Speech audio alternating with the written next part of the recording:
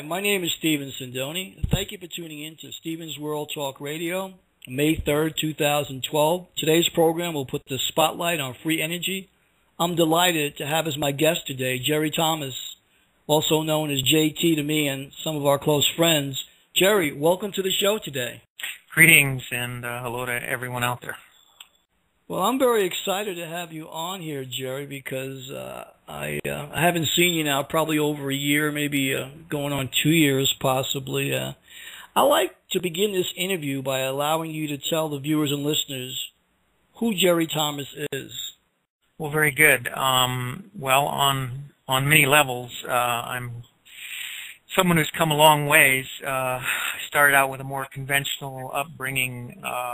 Got an electrical engineering degree from Cal Poly and pursued a normal sort of technical career in Silicon Valley. However, I had an internal guidance and internal pressure to learn about different things, unusual things that went beyond what our normal science teaches.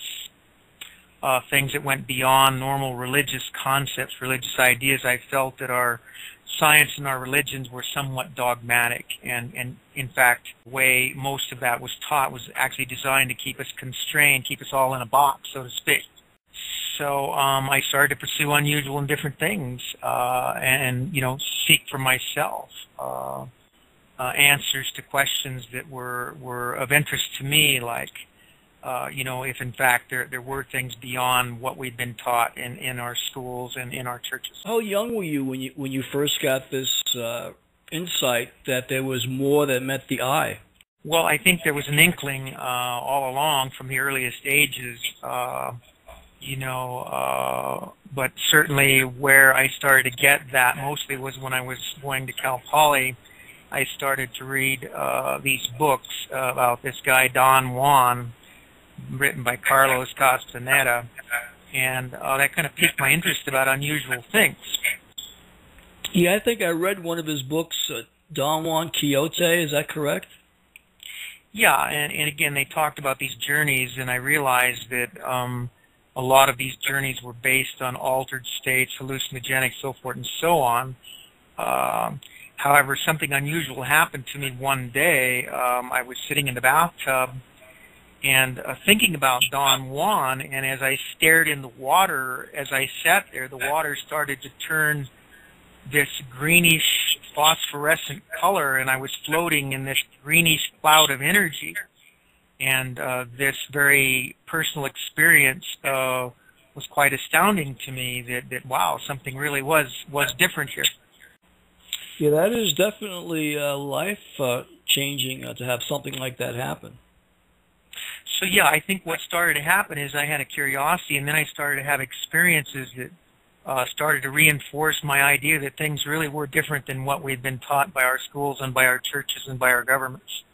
Well, I'm not surprised that you're saying that, because a lot of people who've gone through the conventional school system have come away disillusioned by what they've learned. Well, again, that's what led me into some of these things. I think what's different, Steve, about some of my experiences, a lot of people might hear that little story of me sitting in the tub with green energy. And what I have to point out is a lot of my stories, especially the ones I talk about in my book, Free Energy 101, most people would say, well, maybe the guy was on drugs, so forth and so on, or drinking, or so forth and so on. And none of that has ever been the case. I wasn't sitting there in the tub having a peyote experience, for instance, so forth and so on. And unfortunately, there will be a lot of doubters and skeptical people who hear about me, my stories, and think that perhaps I, like them, have been doing a lot of drugs, and that just simply is not the case. I had these experiences from a very personal, heartfelt, spiritual level, not from a drug-induced level. Well, I like to start by saying I know you a number of years now, and I met you in California. Jerry, would you like to tell the listeners how you and I connected and share some of our experiences together? Yeah, indeed.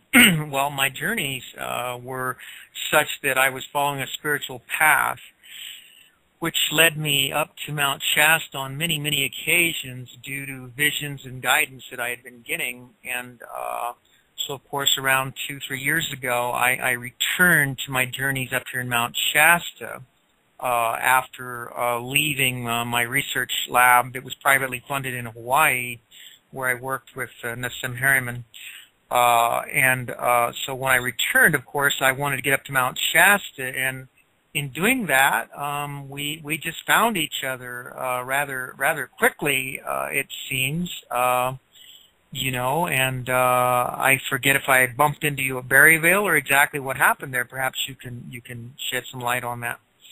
I think we bumped into one another in Berryville, and next thing you know, we're up on the mountain by Panther Meadow having a spiritual experience not long after on that same day.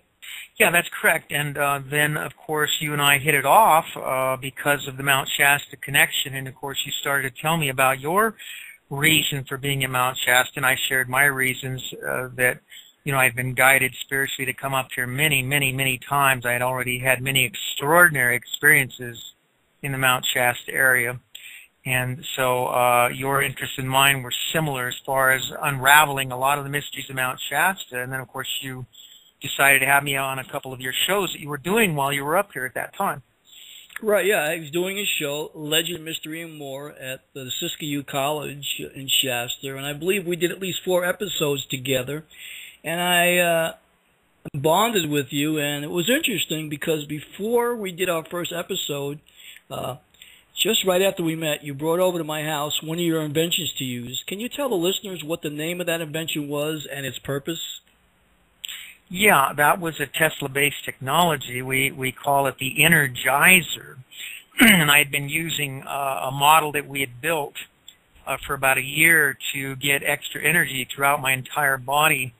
It's the type of thing you stand around, you don't have to touch anything. You turn it on and it energizes every cell in your body, and it really is an amazing extra energy feeling, much more healthy for people than drinking coffee or other stimulants. I think everybody should be using these things. It's really remarkable stuff.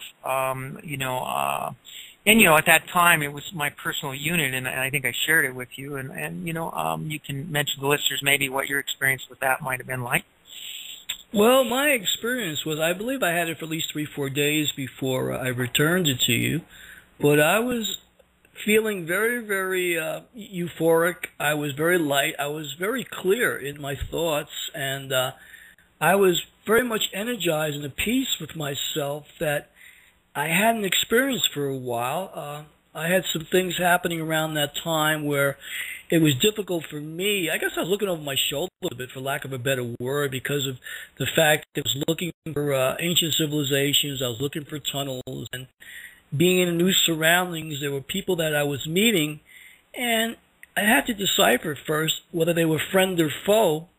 And though you want to give people the benefit of the doubt, I was also a little leery of the fact who I would allow, to be close with or to be confidential with. But I noticed those 3 days when I had your machine, it allowed me to feel a peacefulness within myself, as though I was opening up my chakras. And I just felt, though, that the energy that I was getting was very eclectic, and it was very helpful at that time. And I was kind of sad that you took the machine back. Well, there's been a couple of companies that have made these machines available, and many of the listeners will be familiar with this type of technology. There was a company called Vibe who is no longer in business, and these machines sold for $20,000 plus. And so they were a little bit pricey for people, and sadly not many people have gotten to experience the energy and the effects from these machines. And I really wanted you to feel that, to kind of get a sense of why I was so involved with these energies, these studies, because I felt that this was profound stuff that was going to help create a better reality, a better life for all of us, really. Well, also, too, around that time we first met in our first conversation, you had mentioned about the project in Hawaii. Nassim was a name that you brought up, which I thought was unusual, because Nassim is not a name that you hear every day. You talked about investors in Hawaii, and you were developing free energy technology. So while I had this piece of equipment, of course, and I was experiencing the benefit of this, I really wanted to know more. Can you expand on your time in Hawaii for us? Yeah, we'll talk a little bit about that. Well, in the course of investigating free energy, working on some free energy inventions of my own. We say free energy to people, but what we're talking about is devices that produce more output energy than you, the user, put in. A solar cell is a free energy device. You don't put any energy into a solar cell, and out energy comes when you stick it in the sun. And, people get really kind of bent out of shape when they hear about over-unity free energy. In engineering, we like to use the term coefficient of performance. And it's very, very common in heating and air conditioning to have heat pumps that have a coefficient of performance greater than 1. Nobody gives this even the least skepticism or doubt. It's well known in that business that heat pumps have COPs 2, 3, 4, and even greater, which means that even though you're putting in 1 unit of electricity, you're getting more units of heat out. And in the field of heating and air conditioning, this is not anything unusual. This is not anything out of the ordinary.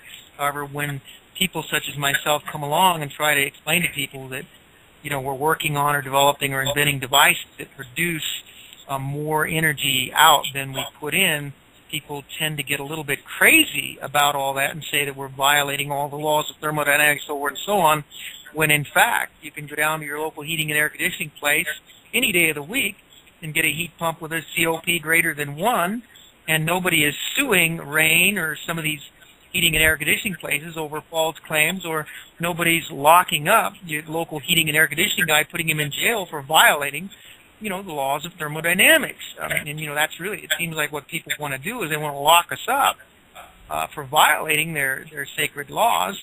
In any event, our gentleman in Hawaii, a very wealthy software guy, decided that he agreed with us that we're not violating the laws of thermodynamics. And my friend Nassim Harriman would already taken an interest in my research and me helping him with his, decided to include me in that research development there in Hawaii. So now, Nassim, is he more a inventor? Yeah, I would say that, he's known for his theoretical thinkings and theoretical ideas on cosmology and geometry. And he's very, very, good at that. And again, he just sort of self-educated individual who got his ideas from his own intuitions, researching a great many number of people. And I would say very, very bright in that area, no doubt about it. What he liked about me is that I had already developed some unusual energy devices, unusual things that I convinced him, these things were a good idea to work on.